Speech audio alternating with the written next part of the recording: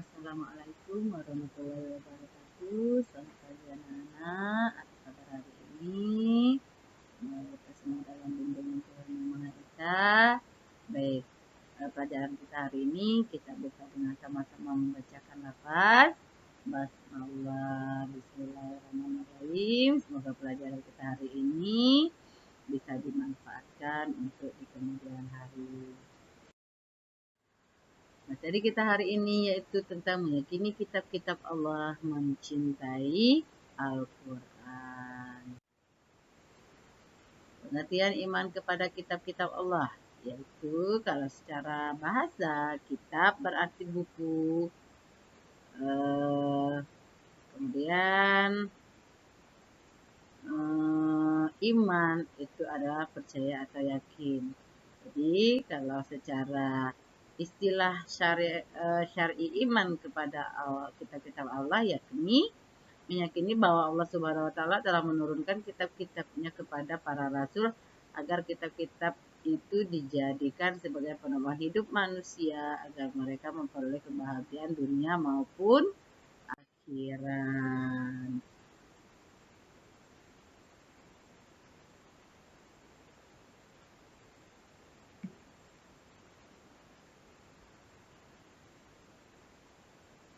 Kitab-kitab Allah sebelum Al-Quran itu ada 3, yaitu Taurat diturunkan kepada Nabi Musa, Zabur diturunkan kepada Nabi Daud, Injil diturunkan kepada Nabi Isa, Al-Quran diturunkan kepada Nabi Muhammad.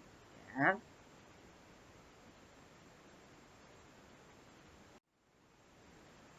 Cara-cara kita mengimani kitab yang diturunkan sebelum Al-Quran, mengimaninya secara ijmali. Ijmali maksudnya kita hanya harus sekedar beriman atau mempercayai sesuatu agama kitab dan tidak harus mengamalkan dan mempelajarinya. Sedangkan kitab Al-Quran mengimaninya secara tafsil, ya. Tafsili maksudnya kita harus beriman atau percaya sesuatu dengan kitab dengan cara memahami, mempelajari, dan mengamalkannya. Kitab Taurat yang disebut Testamen atau Perjanjian berisi kitab Kejadian, kitab Keluaran, kitab Imam, ya, kitab Zabur yang disebut Mazmur yang berisikan 150 nyanyian yang disenandungkan Nabi Daud, yang berisikan nyanyian kebaktian untuk memuji Tuhan, nyanyian perorangan, kemudian ratapan-ratapan jamaah, ratapan dan doa-doa individu, nyanyian untuk raja-raja. Injil adalah kitab yang diberikan kepada Nabi Isa. Kitab Injil sekarang berbeda dengan Injil yang diberikan kepada Nabi Isa dahulu. Injil yang sekarang disusun oleh murid Nabi Isa yang sudah memasukkan karangannya ke dalam kitab Injil. Mereka itu adalah Matius, Markus, ya. Kemudian kitab Injil yang isinya condong kepada kebenaran Al-Quran adalah Injil Barnabas yang ajarannya tentang Yesus tidak disalib. Yang disalib adalah Yudas Iskariot.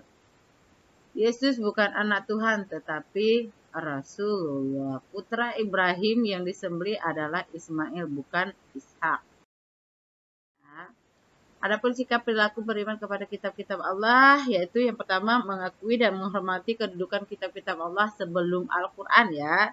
Sudah dijelaskan dalam surat Al-Imran ayat 3 dan 4, dan dia Allah menurunkan Taurat dan Injil sebelum Al-Quran menjadi petunjuk bagi manusia.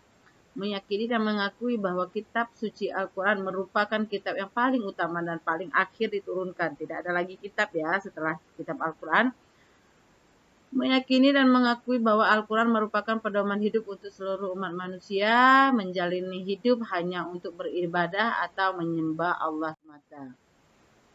Fungsi beriman kepada kitab-kitab Allah. Yang pertama adalah mempunyai iman yang kokoh dan tangguh, berada dalam hidayah dan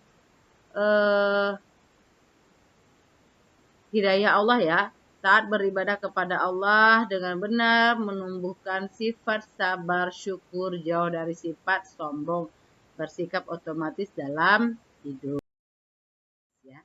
Hidup beriman kepada kitab-kitab Allah, hikmahnya adalah mendapatkan pahala dari Allah, menjadikan Al-Quran sebagai pedoman hidup, sehingga akan memperoleh kebahagiaan baik dunia maupun akhirat.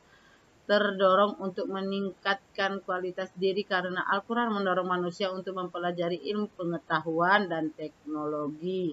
Yang keempat yaitu memperkuat keyakinan kepada kebenaran kerasulan Nabi Muhammad SAW. Bukti atau kemukjizat Al-Quran sebagai kalam Allah Subhanahu wa Ta'ala. Struktur bahasa sangat indah, sampai sekarang tidak ada yang mampu menandinginya. Terdapat isyarat ilmiah yang terkandung dalam Al-Quran. Ajaran-ajaran Al-Quran sangat lengkap dan sempurna sesuai dengan situasi serta kondisi yang berlaku sepanjang zaman. Adanya ayat-ayat yang menjelaskan masa-masa yang akan datang, yang berada di luar jangkauan akal manusia, yang akan dialami oleh manusia seperti kehidupan di alam barzah dan akhirat nantinya. Ayat-ayat Al-Quran yang berhubungan dengan ilmu pengetahuan dan teknologi. Ya. Ada surat An-Nahl ayat 66. Ya. Ada juga